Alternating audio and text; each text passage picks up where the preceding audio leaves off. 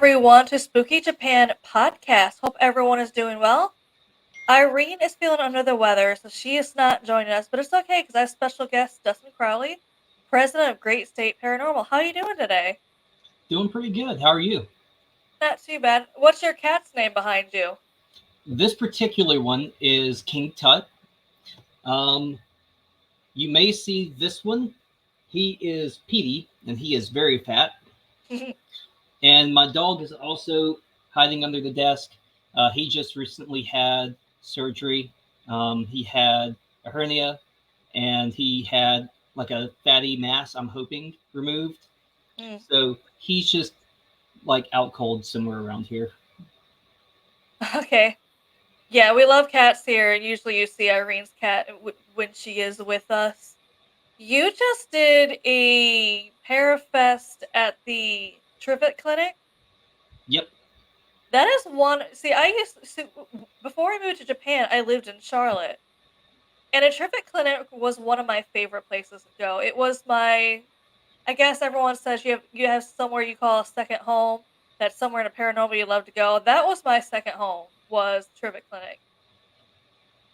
Yeah, it's such a unique place because it's so active, but it's not like evil, dark, demonic, or anything like that. But it's pretty consistently active, and you're almost always going to get something.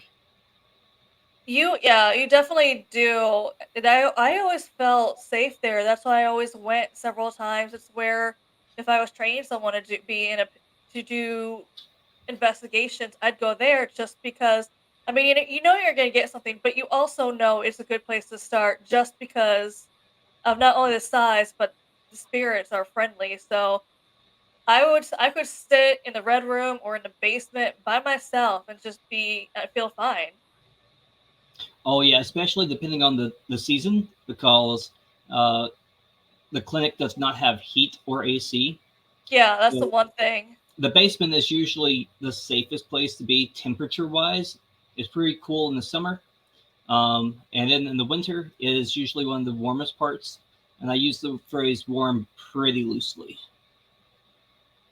Yeah, it's whatever the weather is going to be, you're going to have to dress accordingly because I'd be there in the winter with 5 layers of clothing because there's not any heat. Summertime, make sure dress light, obviously, because Very there's no light. AC. Yeah. Yeah, and Tim and Greg, I asked them if they originally bought it with with the intention, and they said they originally bought it. It's on a nursery for people who doesn't know what we're talking about. So it's on a nursery. They said they bought it for the nursery for the plants, and they said, and when they bought the nursery, the real estate agent was like, "Yes, and this trivet clinic comes with it. Do as you want." So they opened it up to the public for investigations. And that's also one of the more affordable places to go to, in my opinion. Typically. Um, from my understanding, they've increased the rate, but that being said, inflation, blah blah blah. But it's you're still much more likely to rent the Trivet Clinic than like Waverly. Oh yeah, because it was and everyone knows investing in the United States, you book a place, you're going to be paying a lot of money, but that place was fairly a reasonable price. So that was always for me good. What was the how did that turnout go with the Parafest? Or what did you guys name it? So, with the Trivet Clinic Parafest, we had roughly right around 120 guests for the day, which is pretty decent, especially for the first time it's ever happened.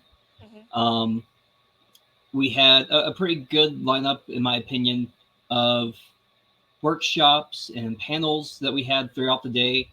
So overall, there was a little bit of something for everyone that came, and I like to think that we did a pretty good job of making it a big, open, family-friendly event. Something where anyone from a novice to someone who's very experienced could walk away with something. Hmm. Have you been there? were you only there for the fest, or have you actually investigated other times there?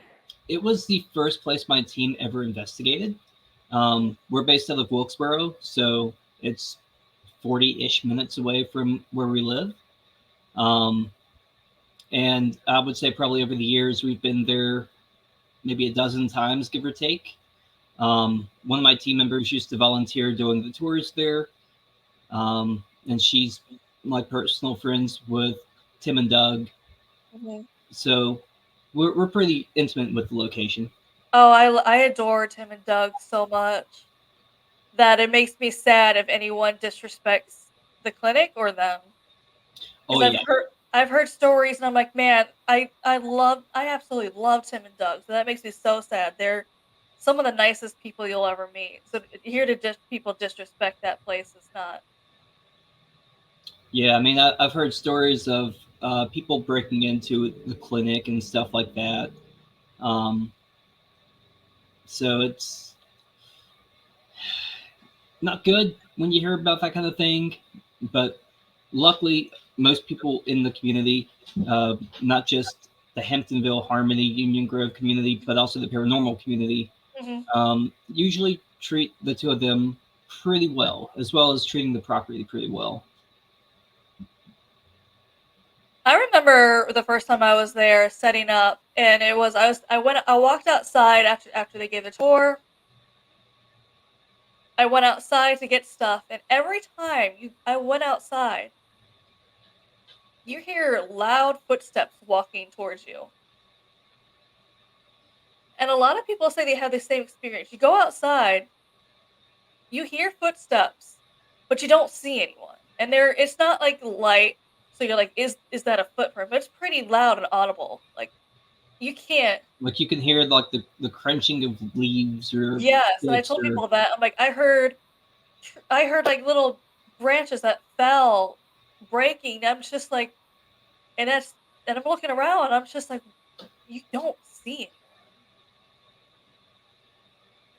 yeah, and we've actually gotten some of the like highest levels of activity during our investigations outside on the grounds, Yeah, which is insane because most people they only don't. spend time inside the clinic, which That's one thing I you say know is you don't have get me to. wrong, the clinic's great, but Yeah, the lands and the grounds around it are just as powerful. definitely. That's what a lot of people say is you go outside, you're getting stuff out there too, and it's just that's one thing people forget is you have to take the time to do it outside too because you definitely are gonna get something out there. Even if you're not having don't have anything set up, you're not doing anything. You're at least gonna hear the footprints walking. Oh yeah, definitely. My favorite thing about that place is the heart-shaped lake in the back. Hearing this story where Dr. Trivet made the heart-shaped lake in the back of it for his wife, and I was Yep, like, "That is the sweetest thing." I've ventured out to the lake a few times because it's for your listening audience, the lake is really close to the clinic. Mhm. Maybe 50, 60 feet away, give or take. Um, but you kind of got to be careful for snakes and stuff because I don't know what's a good snake and what's a bad snake. For me, if it's near me, it's a bad snake, Yeah, just de facto. Um, so we try not to go to the lake too often, but at the same time, I mean, it's still a pretty cool place. it is. One of the first things I had after we started setting up, one of the times I was there was setting up, but we haven't set everything up yet. We only set a few things up yet, and I was the only female there in this group. Me and someone else was in the basement setting stuff up, and then we heard between us, and we weren't standing too far apart, but we heard a woman laughing, Hmm. and it was a loud, audible laugh. And we both turned and looked at each other. I don't even know why I looked at him. It's just a natural reaction. You hear laughing. He turned to see why I was laughing. I don't know why. I just turned to see why he was laughing. I don't even to this day. I'm like I don't know why because that was clearly a woman. We both just turned and we just heard this woman laughing, and they said it was probably his wife laughing because that's a lot of people hear her laugh. Yeah, and for your audience, uh, the Trivia Clinic is, I'm pretty sure, certifiably in the middle of nowhere. So there's not a lot of houses around. It's not like this laughter could have been like a neighbor. Um, No, it's not. There's it's not any neighbors pretty around. You don't. remote. Yeah, it's pretty remote because, I mean, like we said earlier, it's on a nursery there, so there's not. The neighbors are really far away, so it's not like It you would wasn't hear the him. neighbors, but you could hear it. It was directly between us. We've had it's funny because anytime I go with a group, and we always say this, you start to get to know like the spirits in the place, so you kind of know who they're going to interact with more. And it's I've been in groups where I'm just like you're not respectful enough for them to want to really do anything with. And I knew this going in. I'm just like, and I told them, I'm like, hey, due to the group size, I just made it as an excuse because I didn't want to sound rude. I'm like, hey, due to the group size, I'm just gonna do my own thing. So we're all not like crammed in one place because it's even though the Trivet Clinic is an old hospital, It's tiny. it's tiny. So And I'm sound like, travels so good inside. that's why we recommend smaller groups in there, just because sound wise it does travel. So this way it just kind of helps it out. Yes, you could technically split the group up, but even then, we always say try to do smaller groups. So one could be in a basement, one could be in the second floor, just so you're not hearing each other between those floors. But the rooms are pretty small. After it was his hospital, it turned into it was temporarily a nursing home. Yep. You still have some of those residents there. I remember with one of the groups walking into Nancy's room. It's that group I said where I'm just like, I don't feel like the way they're not going in respectful enough for them to really want to deal with them. They're in Nancy's room, and I'm just they're not getting anything. So I convinced them to leave her room, head somewhere else in the clinic. So they leave, but I walk in. She sprays me with perfume. Like I could smell Mm. women's perfume, older women's perfume. I'm not wearing any scented things because anytime you do an investigation, you should shower, not use anything that has scents. Don't put on your perfume, your scented lotion. Just so when you do smell something, you can't be like, "Oh, it's Dustin's cologne." It can't be Yep. his. So But I'm not wearing to anything. your viewers, deodorant. Wear deodorant. That's Deodorant does that's the not. exception, Deodorant, we do not count on that. Please wear deodorant. especially in the Yes, clinic. yes, but I'm the only woman in that group. I walk in, she hits me with her perfume, and you hear her audibly say, "Thank you."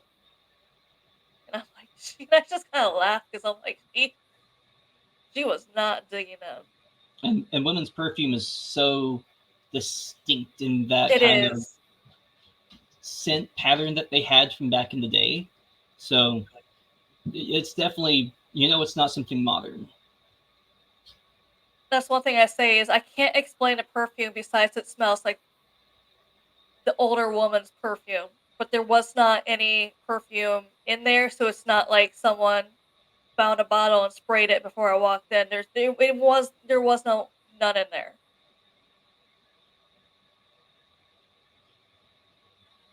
Obviously, you have some stuff goes on like we've heard male's voice say we walked in there, anyone in there, and we'll like hear older man say hello. So that was fun. Obviously we've had some I've had some decent conversations with the spirits in there. So I could definitely say that's also why I say that place is a second home to me. Oh yeah, and when it comes to like the voices and stuff, um, one of our team members. So with Great State Paranormal, all of us are chronically late for everything, with one exception. Um, and so this one team member, he got to the clinic early to set up. Hmm. Um, and by early, it was the time I said to be there, but early because everyone else showed up like 20 minutes later. Um, anyway, he went in and he started just walking the house, getting a good feel for things. And then he heard walking and footsteps and talking, and he ran out and waited for the rest of the team to show up. He's also, aside from being chronically early for everything, he's also like one of the most skittish, scared people on the team. So we never let him forget that. That one time he had like phenomenal activity, and he had every opportunity to just be like, "Hey guys, it's me. We're going to do an investigation tonight. We're going to talk to you, and you probably remember this, and blah blah blah." And instead, he chose to just hightail it out of there and sit in his car. Nothing would have hurt him there, but it's probably just the shock of it happened. Oh yeah, and if he's ever alone, even in a place that we've been dozens of times, and he hears something, he's out of that room. If he's got someone with him, well, he's a little bit braver. But if he's ever by himself, his default is run. Yeah, y- the safety of having someone else there is something different than being alone.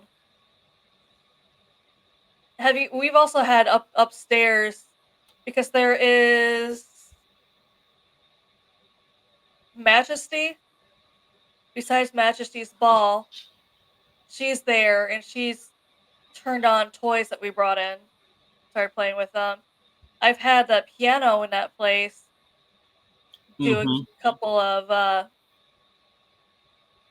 tunes on That a small piano. little like toy piano that's in the kids' room, That one did go off. or are you talking I about the actually piano the that's on piano like the first downstairs. Yeah, level? that one also went off that night. Well, Dr. Trivets' wife was a huge fan of music, and that's actually why that piano is in the room. Um, Yeah, they say play because she was a classically trained mm-hmm. opera singer. She was. She loves classical music. So they say if you play classical music, you may get more interaction out of her. One of our team members is a church pianist, and we periodically have him play some classical music, some church hymns that would have been popular back in the 1920s, and that usually gets us some pretty good responses. Yeah, that's one thing we always do going in. That's one of the first things we do is after we set things up, start playing classical music to hopefully get her more out to interact. That's awesome, because a lot of people tend to forget, like, we're going into the spirit's home. You know, we leave after 5, 6, 7, 8 hours, but that's their home. That's where they stay. So that's awesome to hear that your team goes in, kind of sets the mood, shows a little bit of respect, gives them some things that they're going to enjoy. Whether they talk to you or not, you still want to make sure that the spirits have a good time. The first time I went there, I of course one of the things I like to do is, especially with no one else being in there,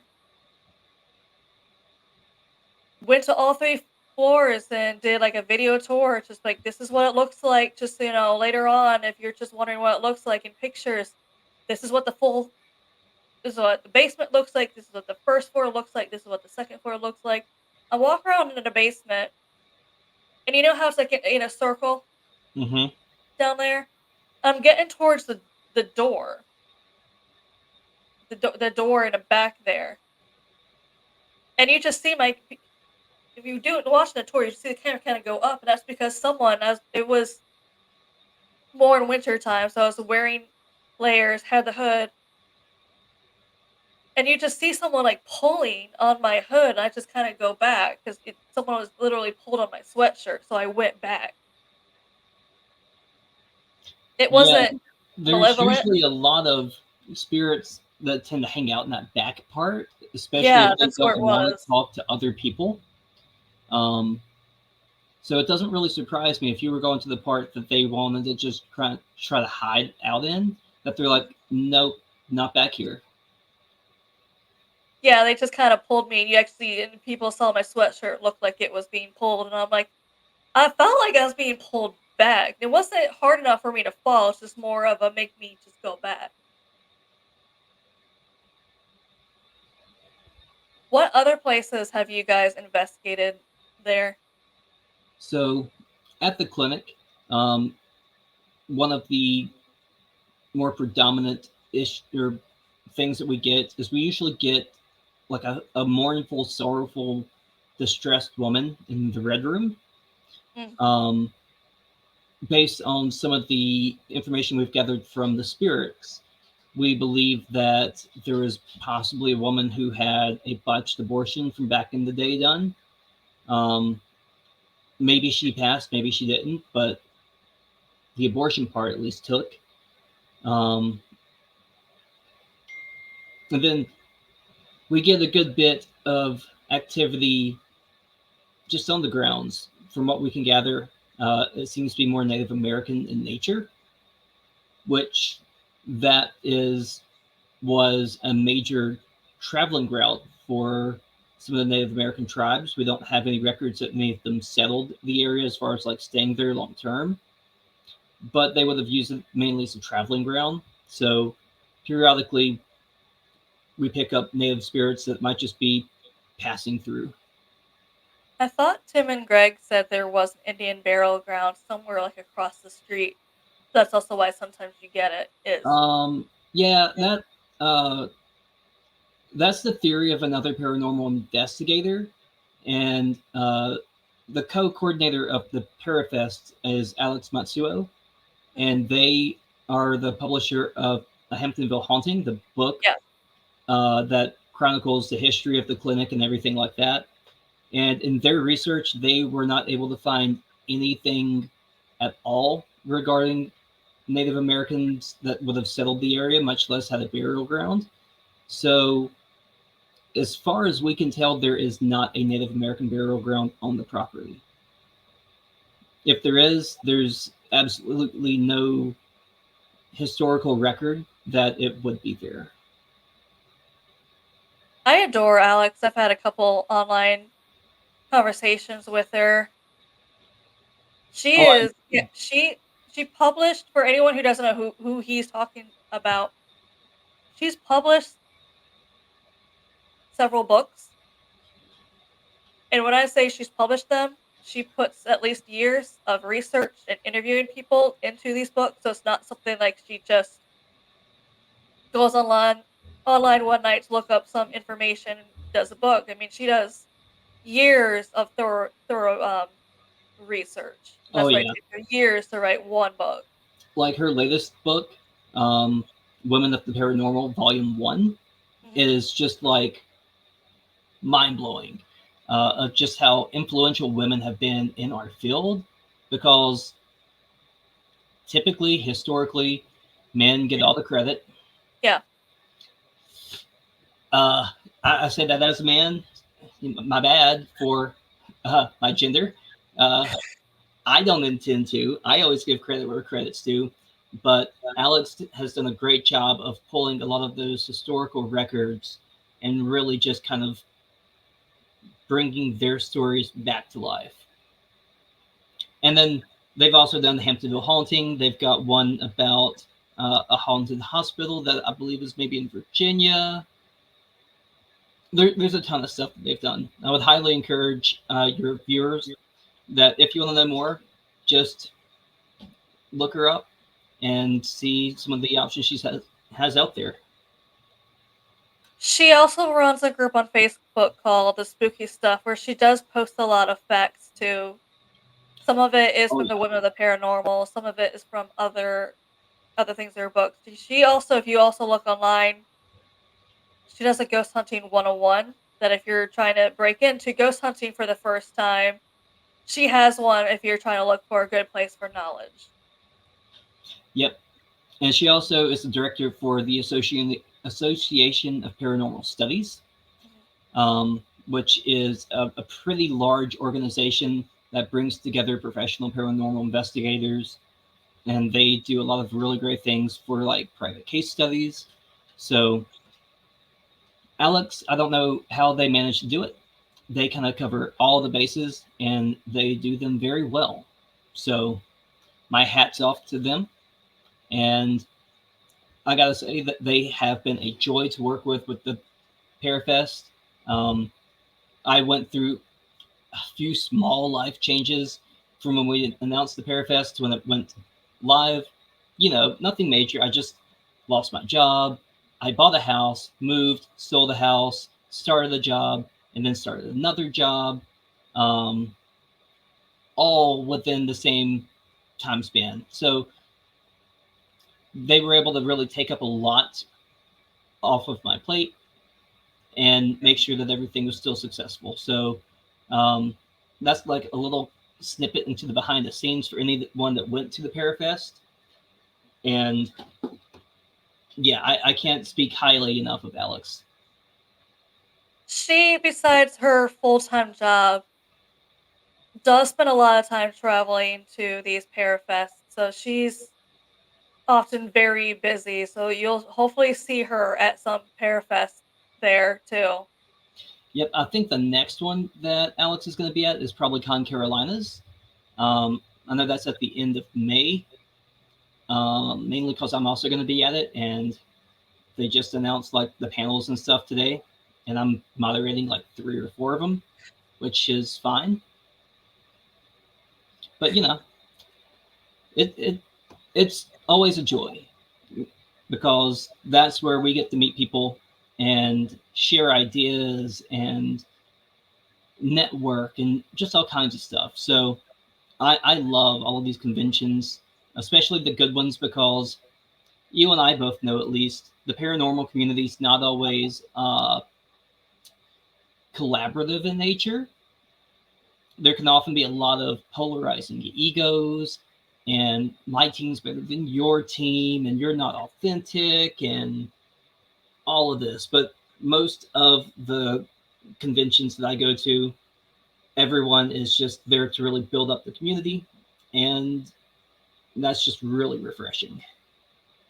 Yeah, with Alex, I mean, like I said, I mean, you've met her in person. I've only talked to her a few times through Messenger. She's always been very nice to me. So even though she's written several books, you wouldn't. She's still very down to earth. Absolutely. And I'm trying to figure. That's trying to figure out how to say it. She's still very down to earth. Like she's not one of those. But I know more because I wrote several books, and And she's been you on wouldn't. TV too. So, I mean, most of the time, like, I've met people who have been on TV shows, whether it's a big one or small one, and they think that, like, they are the end all be all, even if they were just on like a 5 minute clip on something. You know what I mean? Yeah, And Alex is so down to earth and humble. And it's, again, just so refreshing to be around someone like her. she's been on several TV shows interviewing too. So you wouldn't know it until you see her stuff online because she doesn't go around acting like, well, I've done all this, so I'm clearly better than you. It's just she's very humble. But she also does go straight to the facts on everything too. Yep. And that's something that's important because, I mean, you got to be factual based. I recently started my new job with the Historical Association of Catawba County. Mhm. So I am the site manager for one of their locations, Harper House, which is haunted, by the way. Um, and one of the main things that we do there is make sure that the story and the history that we're telling, whether it's about the house or about any of the artifacts or any of the other locations, are as factual as we can possibly have it. And hey, sometimes you get it right, sometimes you get it wrong. But when it comes to a place that's got history tied to it, the paranormal can easily be used to validate what has happened and what's occurred. We've used spirit box sessions to get names that we then went and scoured primary documents on and were able to make connections, which the historical community at large would say, oh, you just got lucky. But I don't care if I got lucky. I don't care if the spirit gave me a name and then I was able to find a census record that tied them to the location. Like, that's still pretty cool. Yeah, definitely. So when you go into a place to investigate, do you guys ever do research first or research after, or a little bit of both? A little bit of both. I mean, it depends on the location. So we do a lot with historical associations, museums, that kind of thing. And sometimes, whether you do the history or not, you know it. So, like we just recently had an investigation at the USS North Carolina battleship this past weekend. You don't need to research too much to know that ship's history. Um, it was active in World War II. It's the most decorated battleship from World War II.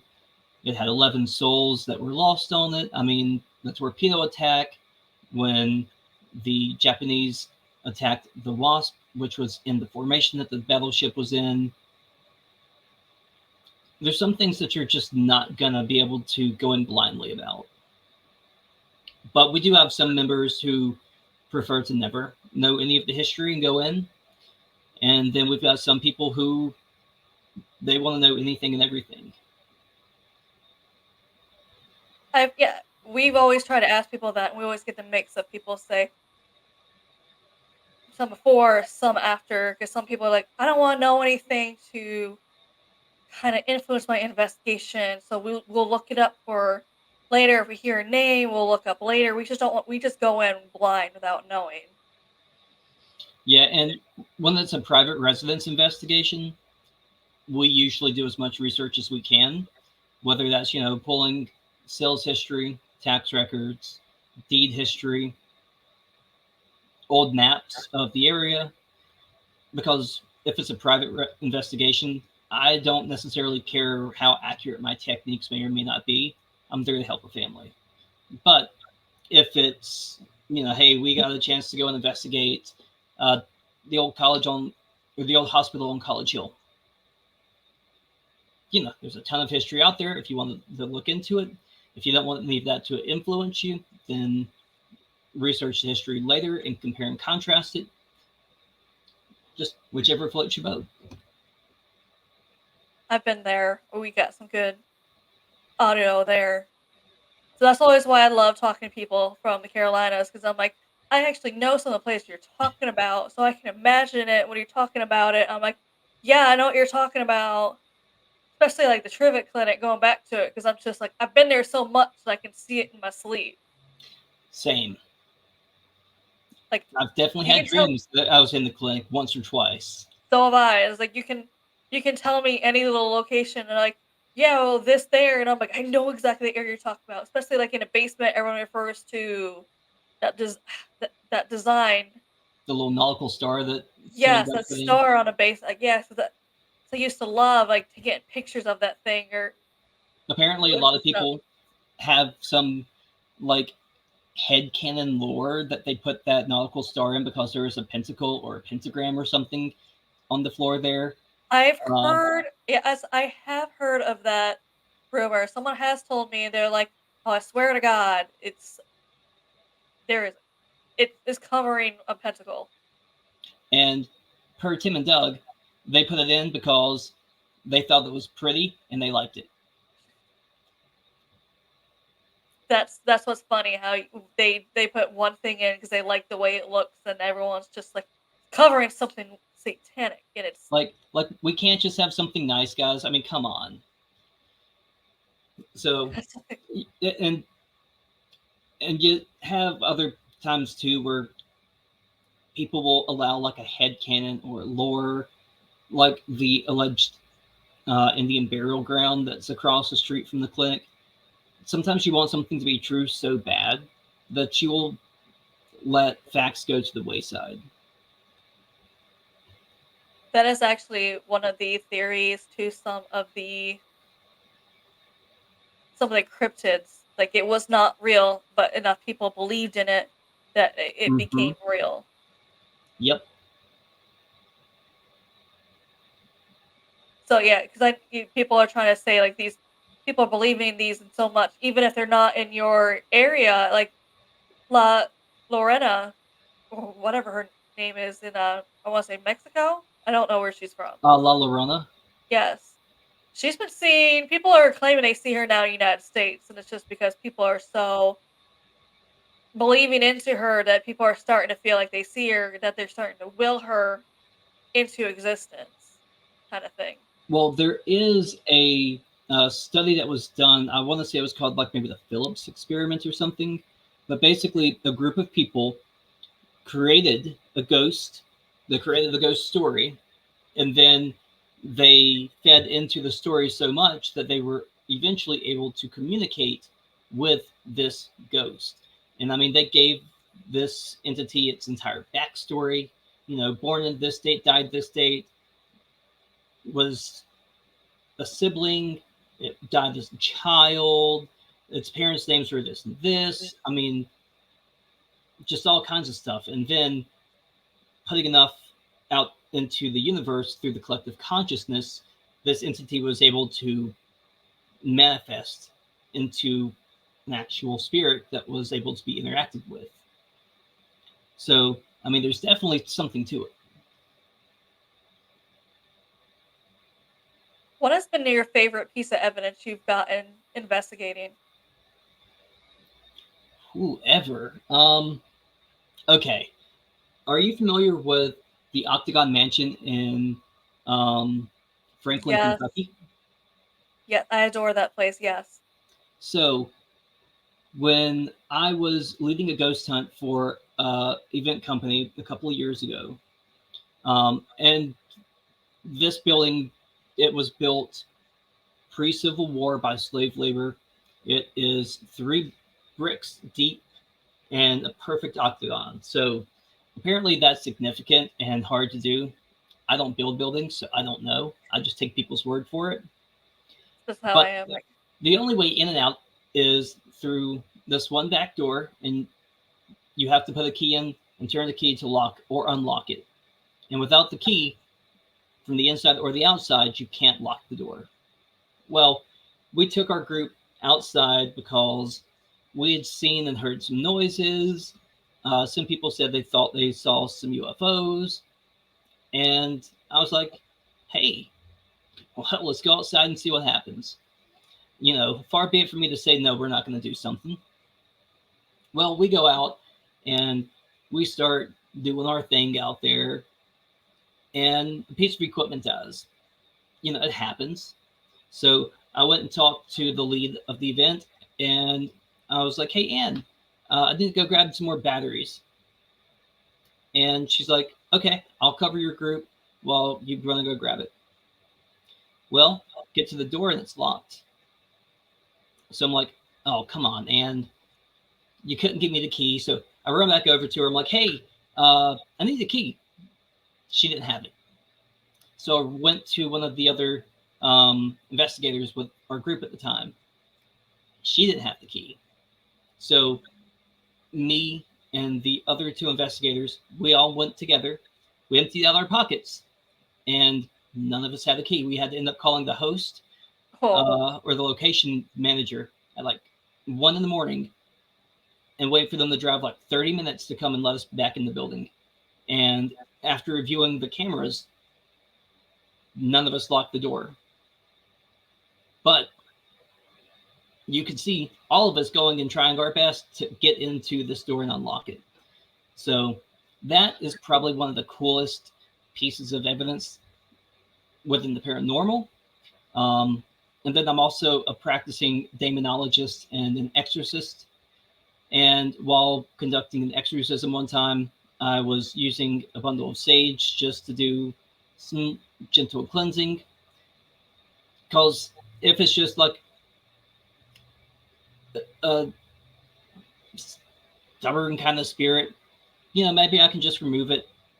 Don't have to go through all kinds of complex rituals and whatnot. Well, the sage bundle kept going off, and I had to keep relighting it, and it was outside. And at the end, I was like, "Well, yeah, I don't think that what was on you has been removed, because the energy's still present, and you know the bundle didn't even stay lit the whole time, so that was kind of weird." And then the bundle of sage erupts in the flames in my hand. Um, Now, obviously, that's not something you're going to see just every day, but it was still kind of freaky. I can only imagine with that. I've studied basic demonology, but nothing too more in depth. Just because, I mean, it takes years to study that stuff. I mean, Yep. I'm still studying it. I mean, and then the more you study, the more you don't know. You Yes. know, like That's what I say is I'm you'll still find a studying it, tangent, but and it's like I need to go and study more about this, but I want to go more this direction, and the more you branch off, it's a lot.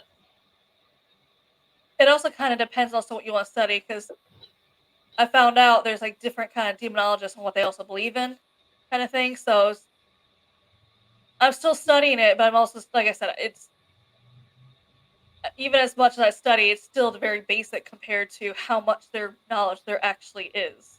If you want a very good beginner friendly book, I would highly recommend The Dark Hours by a friend of mine named Victoria J. She's a demon folklorist, and so her entire field of study is just the folklore of demons. And so she doesn't write books on like this is how you cleanse, this is how it's just almost like categories, different traits to pay attention to in each category. And then if you want to go down the rabbit hole of any of those high level overviews, go for it. Have you guys ever, and it's in Chester County, South Carolina. It wasn't too far from Charlotte. The Chester old County Jail. yes. I have not. Um, I was gonna go. I had plans to go in 2020, but as you may recall, there was this little pandemic that happened, Yeah. um, and that kind of shut everything down for a while.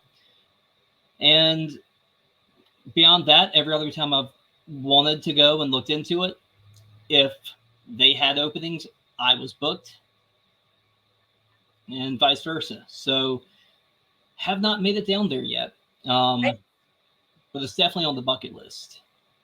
I do recommend it. There is a place in the basement that for you as a male would have to be careful because there was and the lady who runs it will even tell you she had someone there.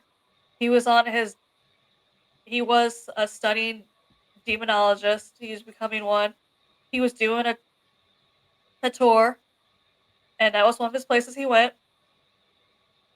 And he warns everyone that the spirit in this one room in the basement will not take too kindly to males.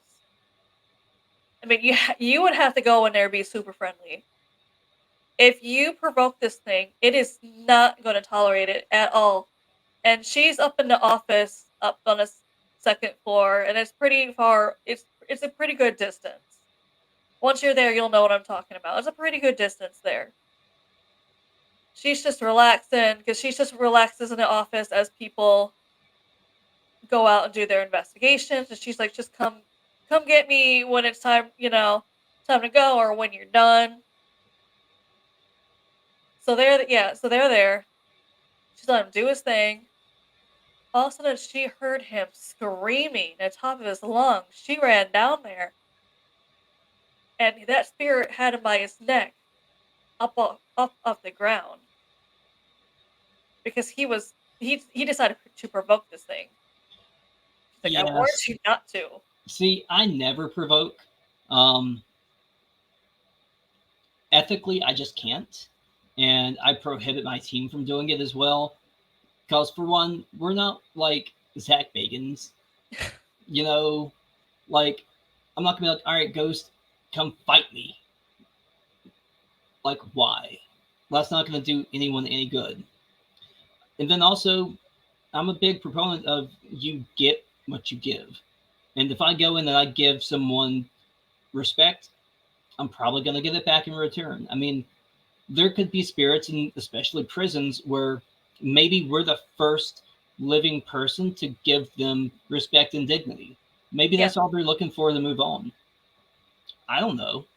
But if I'm the first one that can give that to them, whether they deserved it or not, I mean, that's grace. Why wouldn't I? It's just not smart, especially in that's the good example of why you don't provoke. Because you're gonna provoke the wrong spirit, and yeah, they can lift you up by the neck if they really wanted to. Oh So yeah, it's and I've not like seen so many people get like, scratches and stuff. I've had to carry people out of buildings before because they got like attacked in their stomach and they were throwing up blood. Like, you can get really messed up by going in and provoking. you can't fight a spirit you can't see, basically. So They'll win 10 out of yeah, 10 times. and that's one thing we always say is it doesn't make sense for you to provoke it because you're you're just gonna anger it. So that's all you're trying to do. You because you might not even get more because certain spirits you're either gonna piss it off to attack you, or it's going to either not want to talk to you because they're like, well, he's being disrespectful. I don't want to talk to him. I'm gonna go away. So yeah. So we're just like, why provoke it? And like, I'm pretty confident in like the levels of spiritual protection that I have around me. But like, even if I took that as like a, I know I'm good and I'm safe, what about the person beside me? Yeah. You know? Um, because the incident where someone had to get carried out of a building and they were throwing up blood, there was a guest at one of our events. They're not the ones that provoked. The person that provoked was another guest. And they're like, God, y'all talk about the spirit being so strong. I don't think they're that strong. I don't think they can actually do anything. Well, they showed them. And the other guests that actually got attacked, they didn't deserve it. They were being polite. They were being respectful. But it just goes to show you don't know what could or couldn't happen in this field. So always go in with respect. Yeah. It's funny here in Japan because if you break down Japan, the spirits in different places here are all different. Like for me, I have more of the tragedy ones because 2 hours from me is the Nagasaki bomb. Oh, 4.5, 4 to 5 hours above me is the Hiroshima one. That's also where I have. That's also why I have more cryptids down here. Is they think the radiation from the bombs either mixed with humans or mixed with animals. They're not 100% sure, but created these changed whoever or whatever created these what they people think were cryptids. I can easily see that. Because we There, have because up there in just north of just northern Hiroshima in a small town, they have their own version of Bigfoot. He's like 5 foot tall though, but his foot is like 10 inches long, oh six wow. inches wide. Yeah, I was about to say, Bigfoot's apparently a short king, but he is here, and they said he smelled like rotten flesh, but they're not sure. And they're trying to scientists are trying to make sense of it, but we don't really have Bigfoot hunters here like you guys do in the United States, where yeah, people actively go out there to the woods, try to research or find them. We don't have that here. probably So smart. I mean, because Japan, it's a relatively small island. yeah, Like, I may not want to know everything. This, like, I can't just easily get off. So maybe ignorance is bliss. no one from my knowledge has tried to find it. It's just one of those things where if you see it, you see it. But it's one because they're not 100%. It's never hurt anyone, but it's one of those things where they'd rather not find out. Yep. So that's also scientist theory is maybe the radiation mixed with the zoo animal and created that, or even with a person. They're like, we're not 100% sure. It could have been a person. Radiation Easily mixed could with have it been. because it is in Hiroshima, so that's one of the possibilities. You said there's also I saw one of your posts. There's about cryptids being in North Carolina. Mm-hmm. I know someone who said they've seen the I don't know what everyone's calling it, but the owl cat, where it's like half looks like half owl, half cat. I know that one. That's kind of more up in my neck of the woods ish. Um, I'm just at the base of the Appalachian Mountains, but that's I think a little bit more into the mountain range. Um, haven't seen it. Is it probably out there? Yeah, sure. Why not? I mean, we discover new creatures every day, and to me, that's a big difference between cryptozoology and demonology, ghost hunting, whatever. Is with the spiritual, we can only talk about concepts and theories, and we'll never know the reality until we pass through the veil ourselves. Yeah. But for cryptids, what we call a cryptid today, tomorrow could have a scientific name. What were the ones that oh you posted about them? I was going to ask you. I've not heard of all of them. I What were the know some there's the Beast of Bladenborough, that's more near the coast. That's supposed to be like a almost like a dog cat boar hybrid kind of thing. Um, then there is Normie, which is the Loch Ness monster of Lake Norman. I don't know how many sightings there are of that particular one, but it's popular enough that it's got its own little mini following and craze. Not obviously as big as the Loch Ness monster, but there is I kind of believe in that one just because there is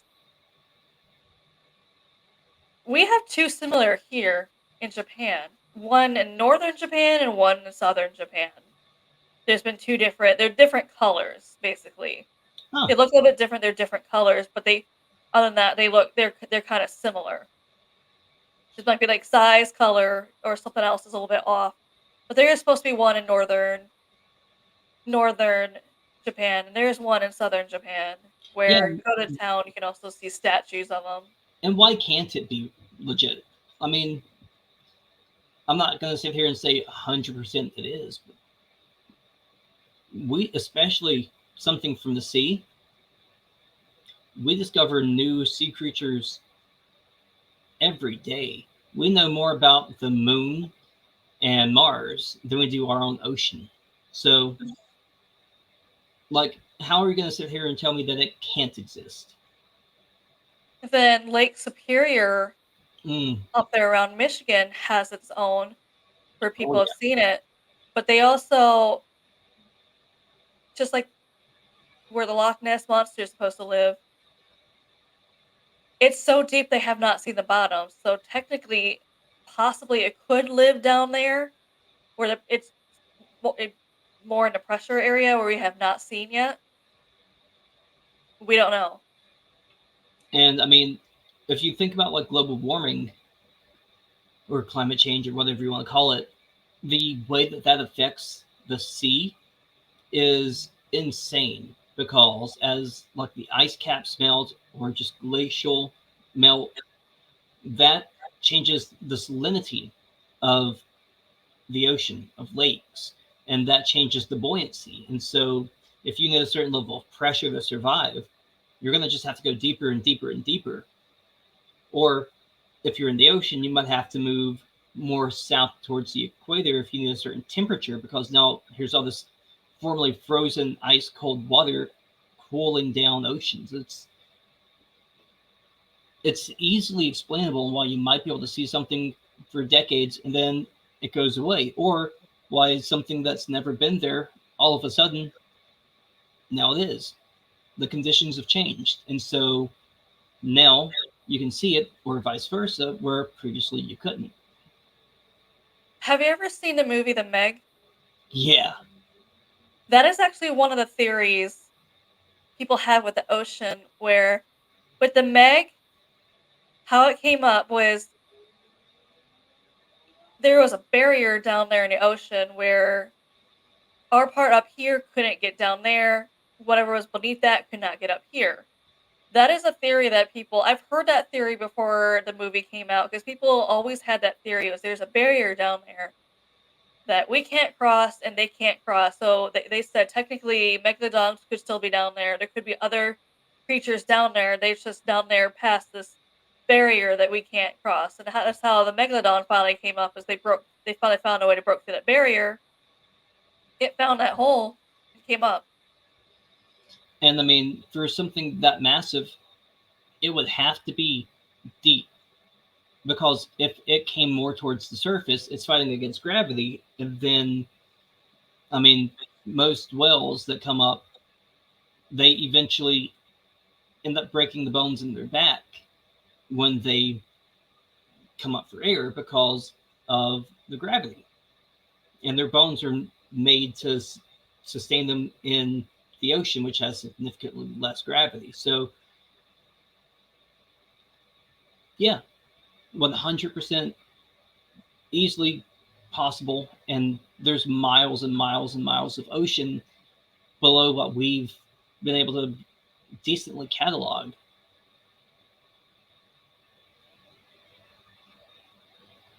I can totally see that theory being true though, because there's also scientists have found megalodon teeth dated after when they supposedly extinct.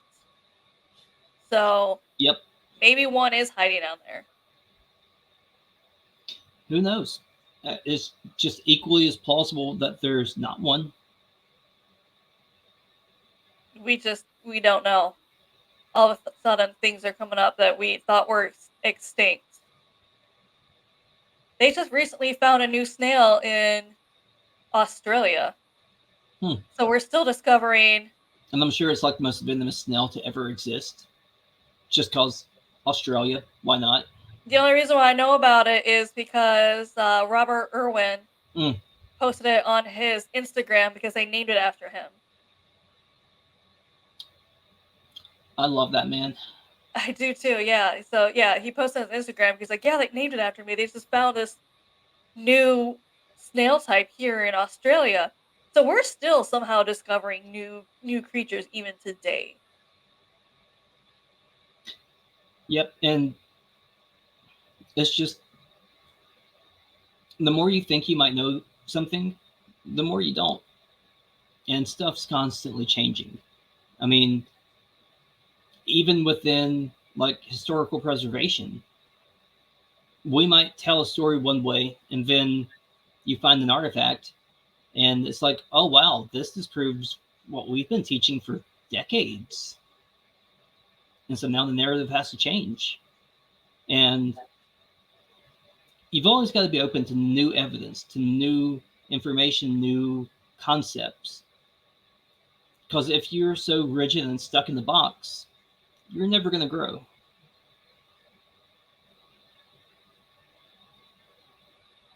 Have you ever seen the Brown Mountain Lights? I have not. You I can't have think of been to Brown Mountain, but I have not seen the lights. I'd like to, but no, granted, I wasn't really there when it was dark, but you know, I went in the what summer. was the theories with that? Was it ali- aliens that they Oh think it God, was, or was it something with the Native Americans? I can't remember the theory on what there's a those. ton of theories. So one of them is obviously is an alien, because anytime there's a light in the sky ever, aliens. Um, I've heard that it is possibly something like an orb from some Native American ritual or something along those lines, because those areas were heavily settled by the natives. Um, One that think might be a little bit more plausible is that it is moonshiners, and it's just light reflecting off of the copper still. That would at least tie into the same color that the light usually is presented with. That being said, it would be a constant light, and it's not something that right now, every time the lights are presented, they're almost flickering and fluttering and they move. And if it was a still and they're just making moonshine, it's just going to stay in one spot. Um, I've heard a theory that it's just headlights from cars and it's bouncing off of moisture in the air. That one seems a little bit more far-fetched to me, because as we've gone to more LED lights in cars instead of the older like halogen bulbs, you would expect the color to change from being more amber to being more of a pure white or a blue white. Oh yeah. And they've always maintained that amberish color. So I don't really see. Now, of course, some of the spottings could be lights from a car bouncing off of like droplets in the sky, but the colors don't tend to line up with what we currently have on modern automobiles.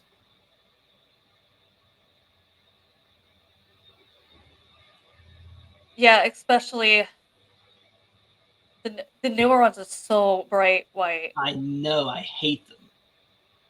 But going back to the moonshine, it could definitely be a whole thing because, and anyone not from the Carolinas, you either know someone that makes real moonshine or you know someone who makes real moonshine. And I'm not talking about the stuff you get at the store, but I mean the real stuff. Because I had a connection where someone would go out and get me the real thing that's not from a store. I can't, if you don't know what I'm talking about, I don't know how to explain it, but it's the real stuff is different from the moonshine you can buy at a liquor store. Way different, way stronger. Yeah. Like, they have to water down what you get in like your grocery chains or your ABC stores so that it's like 40 proof. But most of the moonshine that you can get from actual moonshiners is 90 proof ish, give or take. I mean, sometimes they'll water it down just to make it more palatable, but The, they did not do that with the stuff I got. So that's one thing I say. If you don't know, I don't know how to explain it. You cool. obviously know what I'm talking about, the real stuff. It's so different than the store. Like what you get at the store is fine, but the real McCoy, it hits different. Yeah, it does hit different. Yeah, I look back at the cryptid thing you posted about the big cats. Who? Some of the cryptids you posted about, you said from the big cats.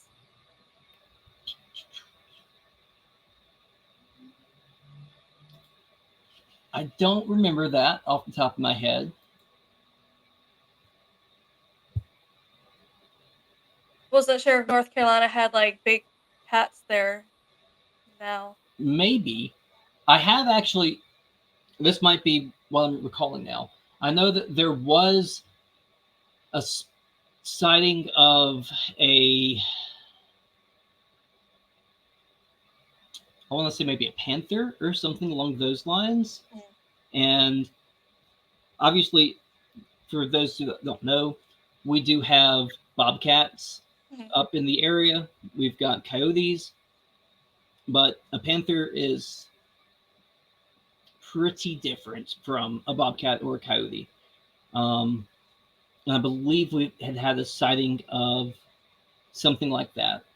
So nothing's been killed, nothing's been captured. It's just been sightings here and there.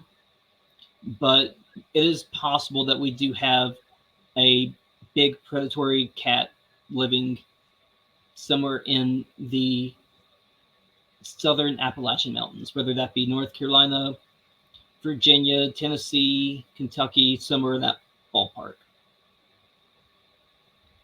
Someone was saying they could totally see how it would thrive living there too, if that Oh, was the case. especially around here, because kind of like how we don't know about parts of the oceans, around these parts, we've got a saying: if you heard something, no, you didn't, because Heard your name? No, you didn't. yeah, it could be anything, and especially at night, you don't go looking. You hear whistling? Don't whistle back. Mm-mm. You just you head home and close the door, And you mind your business, yeah. and that's how you stay safe. Because it could be a spirit, it could be a cryptid, or it could be one of those moonshiners we just talked about. And you don't want to accidentally run up on a moonshiner. Oh no, they're definitely don't. They can be Well, they, scarier than your ghosts and your cryptids. that is one thing that people are telling me with urban exploring. Of course, people say, "Oh, I'm paranormal investigating here," but they're going into abandoned places. One of the scariest things they say is like homeless people because you just some of them are on drugs and they do charge. I've heard stories of that where they've been somewhere and there's a homeless person and they said you could totally see that they were drugged out and they were just running at us. And I'm like, I would panic. Yeah, Like like this we've is had some hospitals and stuff around where we've wanted to go, but I don't let my team go into abandoned buildings without permission because one, that's trespassing, and you know, I'm a big fan of not breaking the law. But then two, you don't know what you don't know. Not only could you run into potentially dangerous spirits like we had talked about earlier, but you could run into a homeless person, you could run into someone that's strung out on drugs, and now you are in a similarly dangerous situation, but different, and you might be hesitant to call the police for assistance because you broke you into have to it. admit that you trespass. Yeah. Yep, And you can get charged for that. One thing people also forget is if you take a video there of yourself, they can use that down the line that's as evidence. evidence and still get you in trouble for trespassing if they wanted to. Because a lot of people are like, oh, I wasn't caught then. But they also posted a video online for the public to see of them inside it. And I'm like, why? Why would you do this? That's enough technically to issue a citation. The popular place to do it when I was there was Andrew Jackson. Mm-hmm.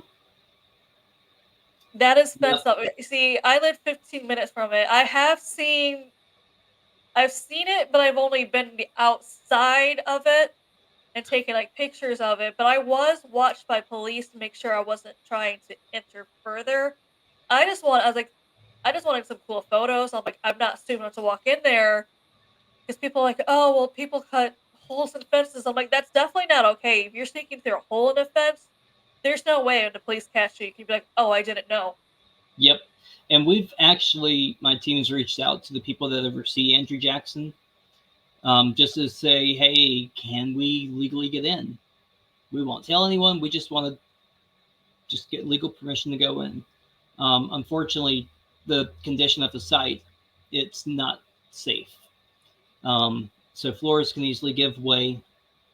Yeah. There is some parts that I believe have asbestos, and yeah, it might be cool, but it's not worth not knowing if I'm about to fall 2 stories. Yeah, and that's also the same time as what I was saying before. That place right across the street has a police building. So I'm just like, you're probably gonna get caught because they're gonna see your car around that area because there's nowhere to park besides up near the area.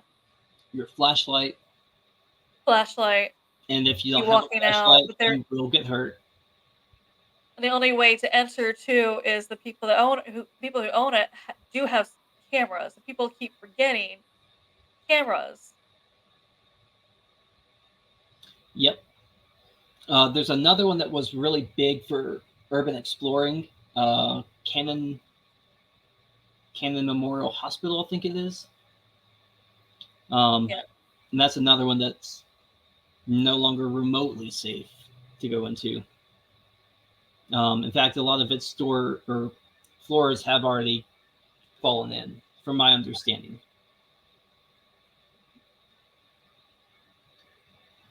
Yeah, going back to the big cats though, that reminded me of back in Ireland, the Hellfire Club. Mm-hmm. It was supposed to be haunted in the day of a giant cat creature that would attack. You would hear it growl, it would attack. I guess it even attacked a priest. But even like the buildings around the hill it was on would reported being haunted by a giant cat creature. That reminds me, I know there is a tale within Celtic lore about something like that. I'm not well versed enough to give any of those details, but given that it's in Ireland and with connections to the Hellfire Club, Mhm. probably, probably something there. People only speculated what happened there, but people can be like, "Oh, you don't actually know for sure because they never came out and said it." I'm like, "Yes, but the president did refer to him as I want to say King of Hell or whatever his nickname was." I'm like, "You don't just give yourself that nickname for no reason." Yeah, I mean, take it from a Crowley. You don't just give yourself nicknames for no reason. If you're calling yourself something, there's probably a reason behind it.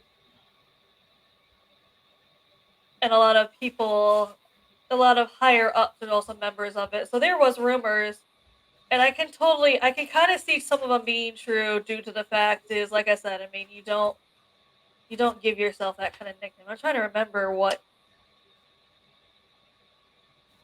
he called himself.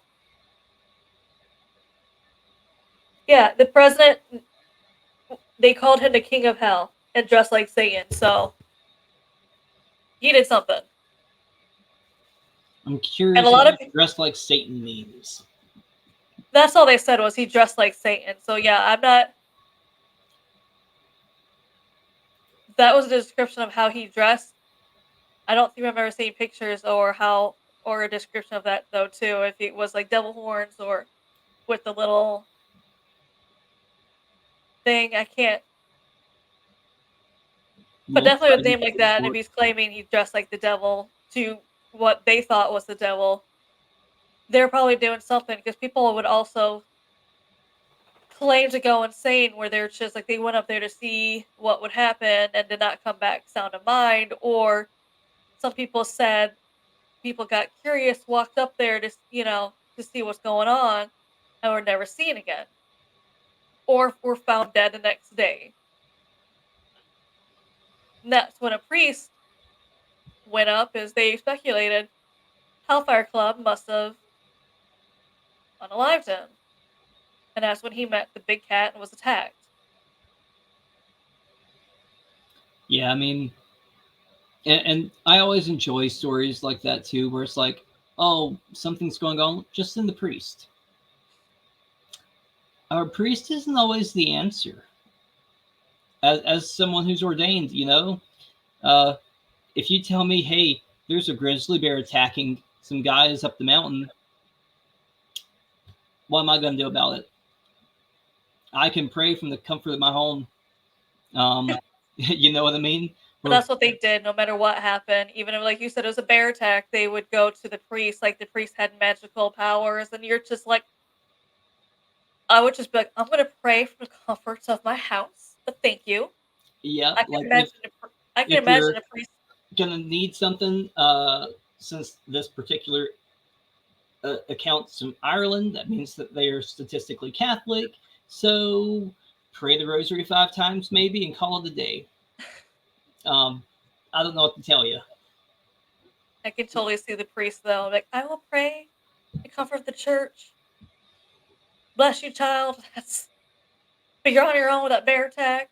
Or even investigating a murder, I'd just be like, "You let me know what you find. I will pray over the body, but Yep, just let me know what you find." yeah, that's not the right place. Just not. That's not to get into all of the other controversies that you might have with some other members of the clergy, because some of those fun scandals that have come up throughout the years. Not all priests would go and do anything anyways, like, not all priests if you feel like there is a demonic presence in your house, not all priests will come and answer. No, I've actually been called in by other members of the clergy because they're like, "Hey, Dustin, so I've got a friend, and they said that there's some stuff going on with some scratching and some claw marks, and they think it might be demonic. Can you go take a look at it?" And I'm like, "Yeah, sure," because it's not it's not for everyone. It's Like you can't just be like, "Oh, I think I'm gonna be a demonologist today," or Mhm. "Today I feel like being an exorcist." Like those aren't just titles that you're just like, "I think I'm gonna be that now." It takes a lot of study and training and nerves of steel, to be completely honest, because you don't know what you don't know, and it can be terrifying actually in the field.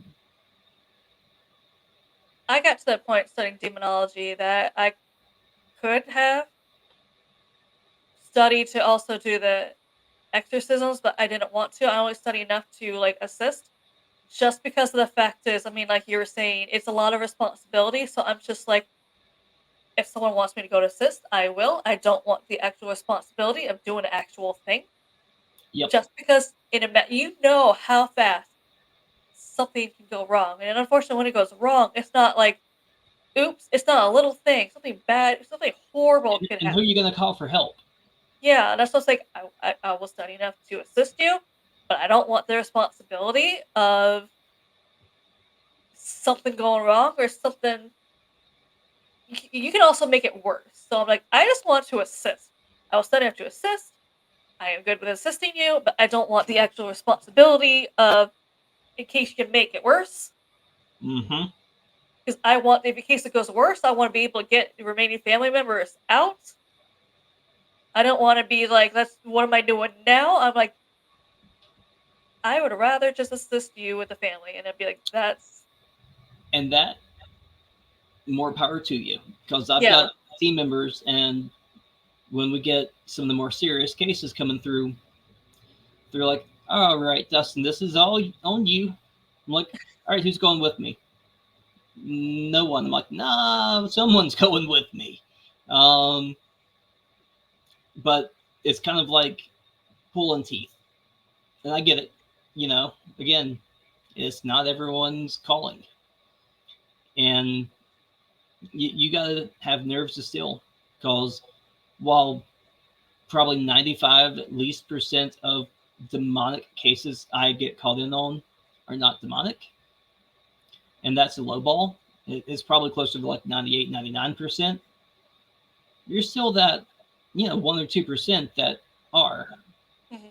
And once you get started, you got to see it through. Right, and that's what I'm saying is I study enough to assist you, and I'll be right there behind you, but at the same time, things can go wrong so fast, and I'm just like, and it's one of those things where you don't like. I thought for sure I'd be like, I'm gonna be one of those. I could do it by myself, and I'm like, nah. Once you see one, you're just like, I will assist, and I'm good. Yep. And I mean, even just being in the presence of something that powerful and that dark, it's, I don't even know how to put it in words. You can't hesitate though either. Doing that's what I'm saying is I will assist the person. I sign up to assist you, and I will study to be able to do one. But I'd rather assist because I've seen one. I know how fast they can go bad, and I'm like, I'd rather assist. So this way, I just don't want the responsibility if things go sideways fast. I will assist you in case it does, if I can. But there's also got to be someone there who, in case something does happen, there's other family members there. Gotta get them out. Yep. And I'll say there's also been like a resurgence in like demons in like pop culture. Like I don't know if you've watched Has Been Hotel or Hell of a Boss, Yeah, but some of those follow pretty closely within some of the various literature, closer I than think I that would be comfortable with just sharing. But still, eventually, yeah, that's gonna probably cause some issues. I couldn't do it here in Japan just because I don't know enough about the Buddhist religion to because as someone even said, you do based on the religion of whoever you're helping because you Yep, can't use your Catholic faith on someone Buddhist because they're not going to believe you, so it's not going to work. They're not going to believe in what you're doing, so it's not going to work. I exactly. know enough for. I mean, I came here knowing nothing. I've started learning more just because it is the culture here, but mostly because me, I also do like haunted places on TikTok. I do Bella Spooky Tales on TikTok, and that's how I started. So learning, because most shrines here in Japan are built for either like a deity or to appease a spirit. Hmm. That's what they did. They feel like there's a malevolent spirit around. They built it a shrine to make it happy. That's a lot of them are. But like there's obviously there's temples here, so I kind of studied in a little bit to know the culture. So when I'm going into something, I can appreciate it more compared to, oh, what a pretty statue. Now I know what it is. Yep. And that's something that I think is really cool, because especially around these here parts, you know what I mean? Uh, it's pretty much not just Protestant, but just Southern Baptist Protestant, and that's it. And that's what I was raised as. It's not what I practice today, but that's such a narrow box, and you especially doing what we do, Hmm. you can't Like, just be limited to something so small. like you can't hear sage a place. You won't find sage. They don't believe in sage. So if you came in and you're just like, you came over here, you're gonna help someone or someone of the Buddhist or someone of that faith in the United States. You went to their house to help them. You brought out sage. It's not gonna work because they just you're just burning a plant to them. They don't. It's nothing. They go to the and I do participate in this just because it's one of their cultures. So a lot of spirits behave in that way, and I do go to like their where the monks, the temples where the monks are, and I have them do the whole cleansing thing. Mm-hmm. Just do their own cleansing, and they do it so they have their own specific.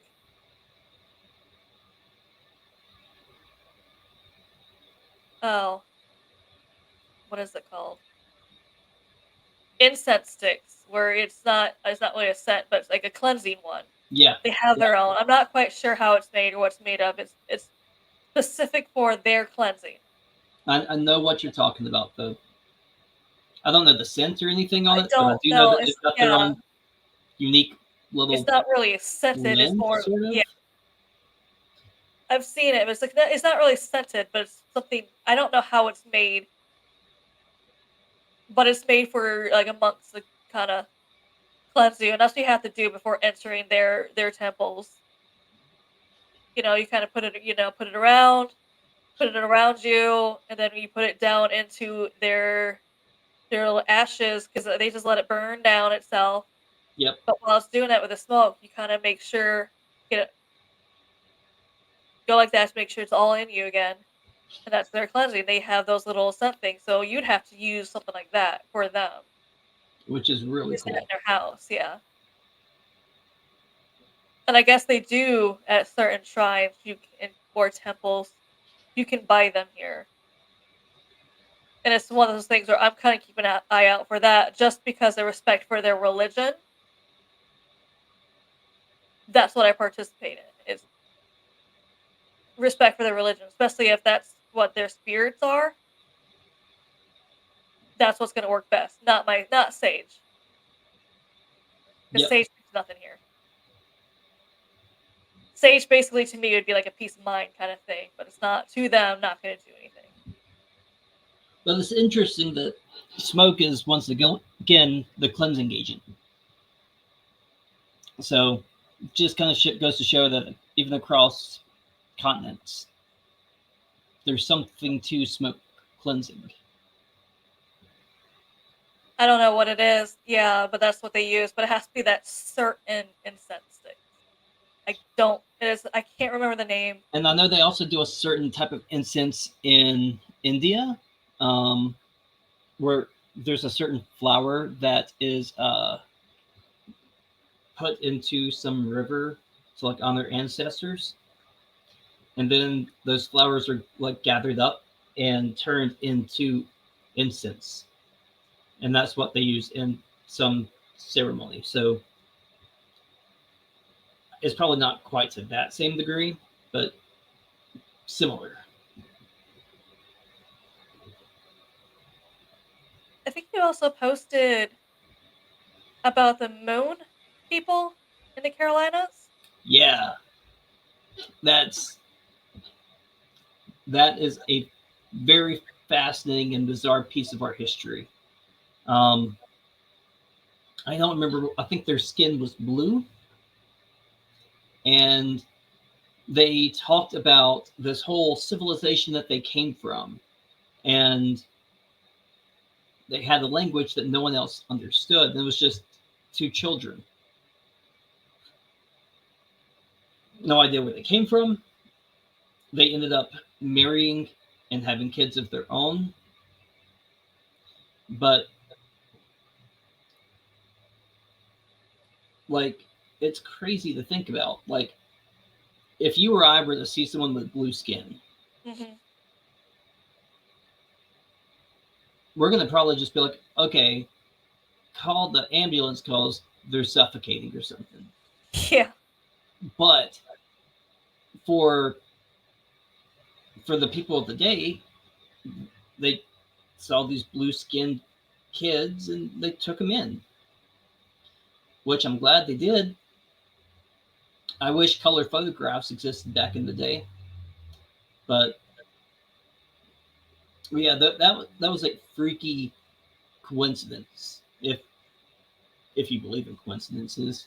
Um, and to my knowledge, I'm not familiar with anyone else that has had similar experiences like with other regions of at least the United States. I'm sure globally there's probably something similar, but I haven't heard of anything else like that happening nearby. I remember hearing when the United States government confirms there are aliens. Mm-hmm. We do have alien equipment, and we're studying it. And then they seemed upset that no one was shocked. Well, it was the worst kept secret. You know what I mean? Yeah. Like, if your secret area that you do all the alien testing at has like a fucking gift shop for UFOs,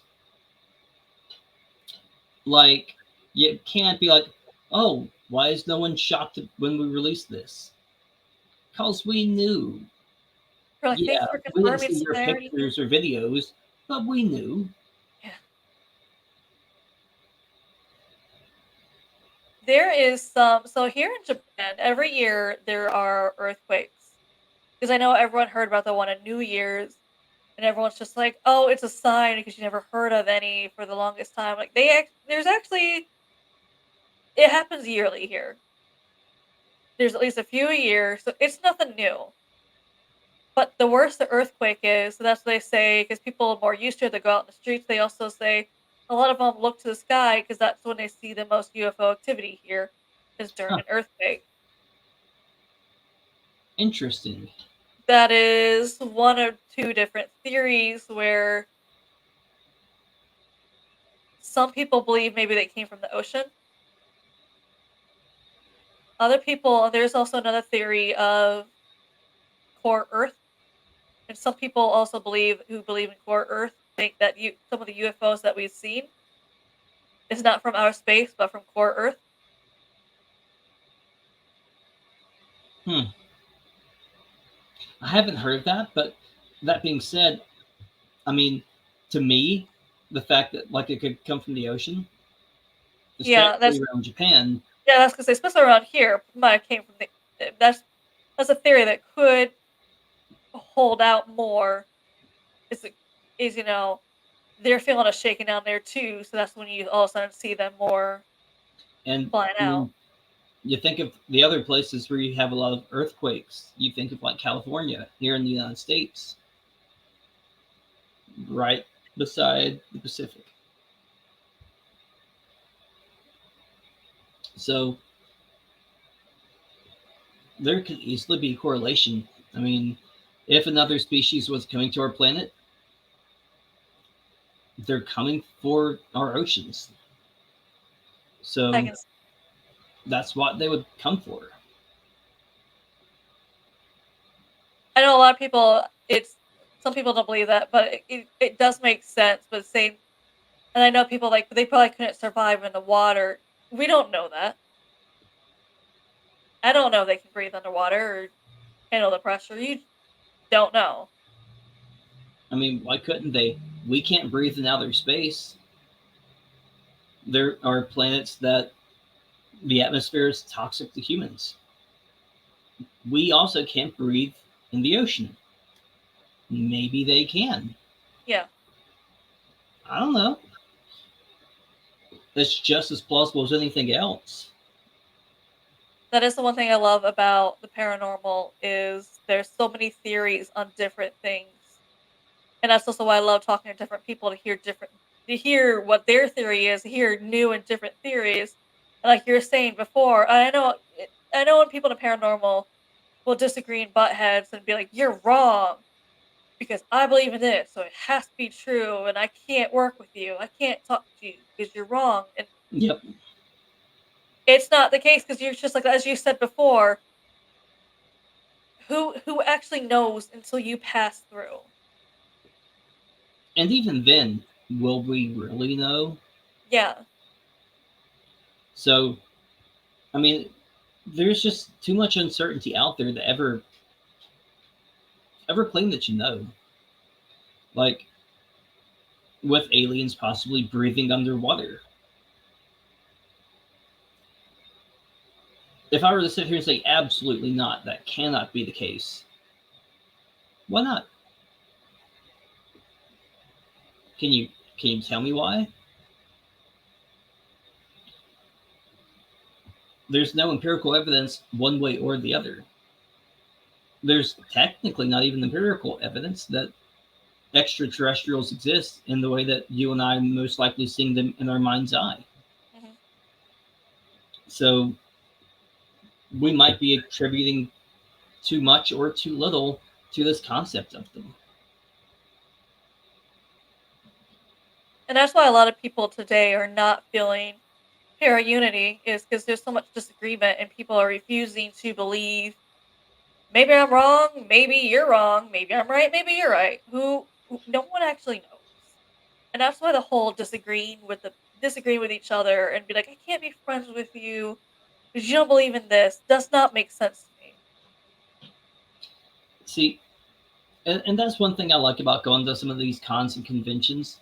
Like, I can go and I can bitterly argue with you over any topic. And then at the end of that hour session or whatever, cool, let's go get a drink. I mean, there are a couple of topics that's not the case on. Like, periodically, I'll do a diversity and inclusion within the paranormal topic, where it's like inclusion of women, inclusion of LGBTQ individuals, inclusion of those with disabilities. Yeah, if you disagree with me on that topic, we can't really be friends after. Yeah. But if you disagree on cryptids or aliens or ghost spirits, religion, whatever. Unfortunately, I've seen so many people quit the paranormal field just because of they're feeling more hate than anything else in the paranormal community. And I'm like, this is what makes me sad. Yeah, and it sucks because the majority of the people I meet in the field, they're so good and they have the right intentions. But then the small, very loud, very vocal minority are the ones that typically cause us all kinds of issues. Like, you'll hear all kinds of stuff about, oh, this group went in and they were disrespectful and they did this and blah, blah, blah. But there's another team that I try to mentor along the way and help whenever I can. And they founded because um, a friend of the leader passed away from a drunk driving accident. And so part of what they do is they investigate the paranormal, which was a shared pastime, and they also advocate for DUI awareness. Why can't we why can't we work together on something like that? But there's so many people that would get all up in their own heads and, oh, well, I can't advocate for something like that because I'm too busy going to this home to hotel and doing this. And like, there's got to be a human element to everything that we do. Just because people investigate the same place does not mean, let's say you go in after somewhere I did, and let's say you got more that night than I did. That doesn't make your team better. Just means you had a better night. Then all of a sudden you could go back and not get a thing next time, but then also I get more evidence. It's not. That's the one thing I hate too. When it's like, oh, we're so good because we got this evidence. No, you were lucky. But And I yeah, don't and say that's that what we like, say. oh, you're not good. You just got lucky. You were lucky. They were willing to communicate. Like, there are some days I get off of work and I come home and I don't want to talk to no one. I just want to like eat and go lay down. And then there are days I get off of work and, hey, it was a great day. Let's go out on the town. Let's go get drinks. Let's go watch a movie. Like, let's get the friends together. And it's just the same thing with spirits. Some days they're just not going to talk. And then some days you can't shut them up. And to think that we influence that, no, we can shut it down if we're provoking, if we're rude, if we're disrespectful. But so long as you both went in with the same mindset, the same mentality, the same level of respect. If you went on the day that they're not going to talk, and I went on the day where they're going to talk the whole time, you and I are no better or no worse. Yeah, that's one thing we say is with the spirits or ghosts there is they were human once, so it might be a day where they're just like, I don't feel like doing this today. And then you go there and they feel more talkative, or you remind them of a relative or a friend of theirs, and they're just like, oh my gosh, they look like my brother. Let me go talk to them. Like, so that reminds me actually, with the Harper House that my team holds investigations at, I've typically gotten really good responses. Like even times where we've split up into groups, the group that was with me would always get way more than the groups that were with other people. Well, now that I work for the Historical Association and I'm over that location, I was going through some of the historical records. I am the spitting image of the man that built it, minus a mustache. I'm not doing that. I can't grow like an 1880s mustache. I mean, I guess I could, but I'm not. Not just Outside of going. that, I mean, it's scary how much me and Daniel Schuler look alike. So now it makes sense. I look like the guy that built the house. So of course they're going to be more open to talking to me. There was one house I've been in where I got more activity from the male spirit there, but it was because I looked like one of his old sweethearts. Oh, So to him, that's also why it's like he got protective of me. And if people, you mentioned me, he'd get angry or protective, and it's just because he even said it. She's my sweetheart. So he saw me as that person too. and that's so cool. And again, like you could walk out saying, "Oh, I'm so much better as an investigator." Nope, you just happen to look like his old crush. Yeah, and that's what we're saying is there's no rhyme or reason. There's just you going back to the Trivet clinic. I had good nights, I had bad nights, I had amazing nights. You had nights maybe got like one thing, and it's just that's how it is. Yeah, and there's no like I always say you're going to get something at the clinic. Now, you might get stuff constantly, or you might get stuff only in one room. Yeah, And I mean, we've had the same people go to the same place, do the same things in the same rooms, and one time it'll be amazing, one time it won't be. It just is what it is. so one guy, he said his team, what they do is go to the rooms. They all ask the same question, like one at a time. Like they'll ask, "Is there anyone here?" Pass the wait a few seconds, pass the recorder, and everyone does the same thing. And they say they get some people get different responses, some people get different people. It's actually a good idea. I've never thought about doing something like that because in a place like the clinic where there's so many spirits, you know, Yeah, this one might want to talk to me, this one wants to talk to you, this one wants to talk to someone else. that's what he does. And they said sometimes you'll ask like, "What's your like even what's your name?" They pass it. They'll ask. They pause. Give time for an answer. Pass it to someone. You go pass around in a circle. Everyone asks the same question. You pause. You pass around, and they're like that themselves. They'll get You know, different responses or different people. you know So what else I yeah, like about that?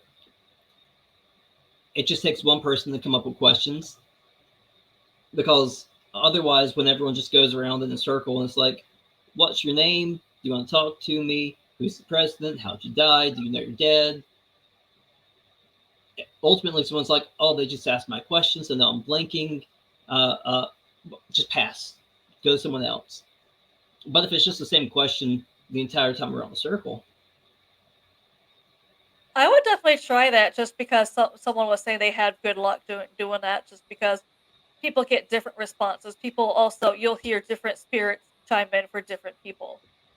And like, it's interesting to hear this person gets this spirit, this person, all of a sudden you keep hearing this spirit, and it's just, it keeps going like that. Going back to, like you said, you don't know who they want to talk to or why, but that's what they said. Like, they've had a lot of success doing that. Because if Yeah. you might ask, "What's your name?" and they're like, "I don't like you," but you pass it to your next person and they're just, "What's your name?" and they give the answer, or or even vice versa. Someone says, "How old are you?" They might not want to answer for them. You ask, and you get an answer. I mean, it's just like people. Yeah, Like there's some people on my team. Me and them have great rapport. We can talk for hours at the end. And then there's some people on my team, and we're friendly, but it's just cordial, just pretty blunt, basic to the point, and that's just the conversation it's going to be. And and I've never thought about doing something like that where you give any and every spirit the chance to talk to who they want to talk to. And maybe the same spirit talks to everyone. Maybe they don't. yeah. They said sometimes one person in a group keeps getting a response from one spirit. Another person in a group gets different, gets a response from another spirit, and it's just this way. At least this way, if they this way, everyone has a chance to ask.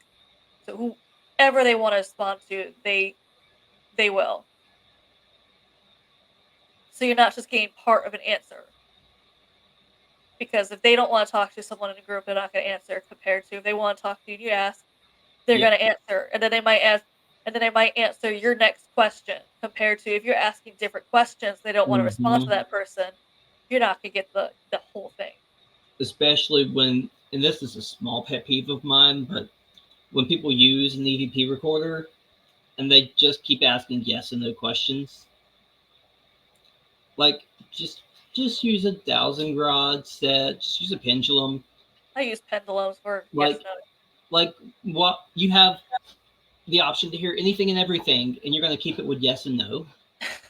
You know what I mean? But that's a side tangent. What other places have you guys enjoyed investigating? Well, my favorite place is the battleship, just because the spirits there passed in World War II fighting for freedom, and so you just get a different feel because there's that kind of like level of honor and respect. And then one of my favorite ones, it's actually like a quarter of a mile away from my house. It is a local community theater, and the theaters are pretty notoriously haunted Hmm. because, for one, actors are petty and dramatic as fuck. And then two, you think about the shows that get put on, all of the energy and the emotion from the audience just gets pumped into the space. If it's a comedy, there's all that high, jovial, fun laughter. If it's a tragedy, you're going to get sadness and despair. And that is just feeding into the spirits that are there. So that's probably my favorite place, especially kind of close by. Um, I mean, I've also investigated that building 20 to 30 times, but also, COVID. When you can't do anything else and you can get into a haunted theater, why don't you ghost hunt? Because you can do that with just one or two people, social distance, different floors, different levels. Um, so we got a little bit spoiled. Yeah, some places you do. Some places I've got some of the best is haunted churches. I have a hard time getting into those because of my background as a member of the clergy. You would think it would make it easier, but I guess maybe to some extent it's almost like we don't want to bring in someone from the clergy because he'll judge us too much or something. I don't know. But I have been in like a handful of haunted churches, and those are fun. A lot of people don't believe churches can be haunted, and I'm like, no, it is. And finally, when I found someone who also who's also been to a haunted church, yeah, they said, well, think about it. It also makes sense energy wise. If that's what they want is energy, a church is a really good place for that. Because think about it. You have weddings there. You have the happiest day of your life. You have funerals there, the saddest day of your life. So you have both those energies. But also think about the people who go there every Sunday. All There's the gossiping and the yes. backbiting and the petty comments. And I tell people, I'm like, there is some normal people who go there for church. I'm not saying everyone who goes to church is like that. I'm not. But But there are yes. definitely the ones that fit that mold that do go.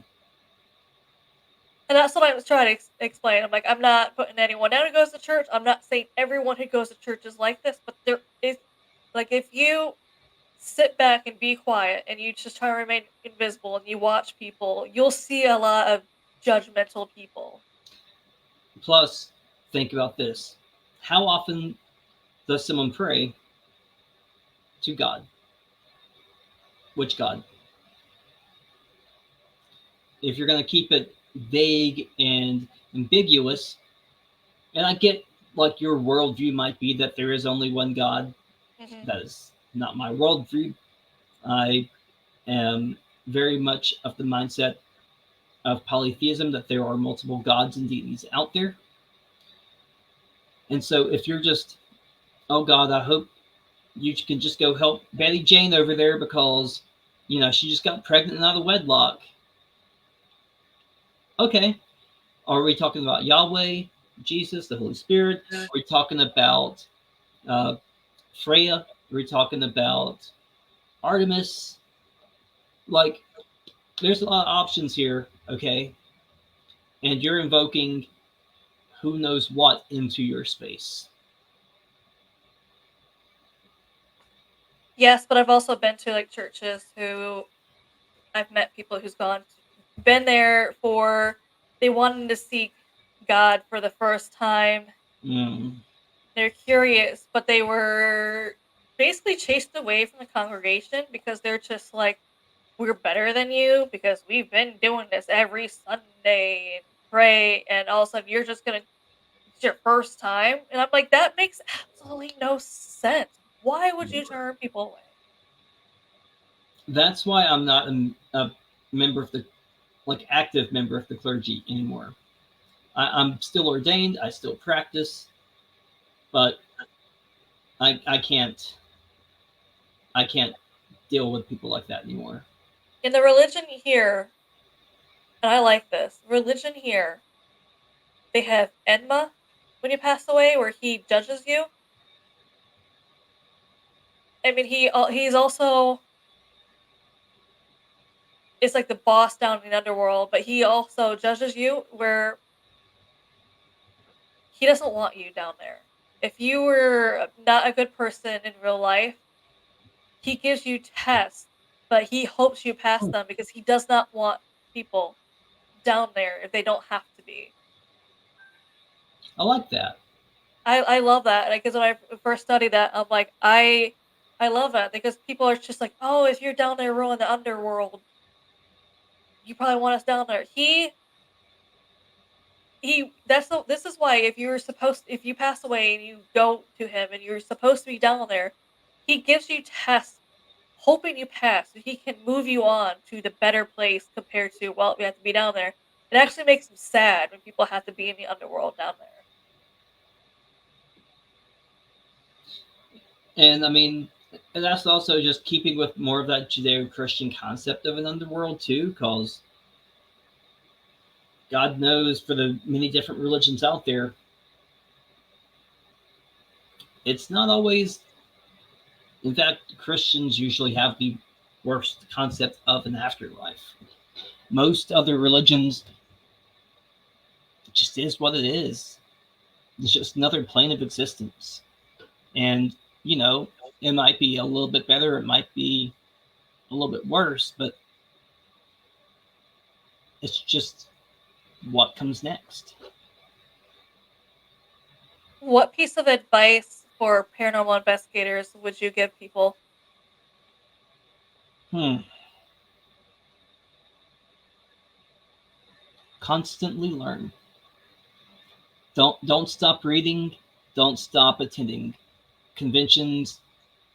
Find something that's out of your comfort zone and study it. Not saying that you'll become an expert, but you'll at least understand a different point of view.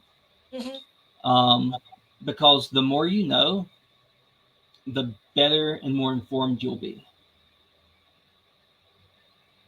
That's great advice. And hey, thank you so much for joining today. I greatly appreciate it. Oh, thank you so much for having me on. Thanks. So hopefully you'll join me again later and come back and we'll talk more. We'll have like more conversations about stuff too. I mean, this has been enjoyable. So Yeah. maybe, and who knows, with my new job starting up, I might be able to actually do this in a Victorian era mansion next time. Oh, I would love that. Yeah, I saw Alex's last fest or setup was in a cemetery, and I'm like, that would be amazing too. Yep, that would be really cool. Yeah. All right, everyone. Thank you so much for listening, and we'll see you next time. Bye.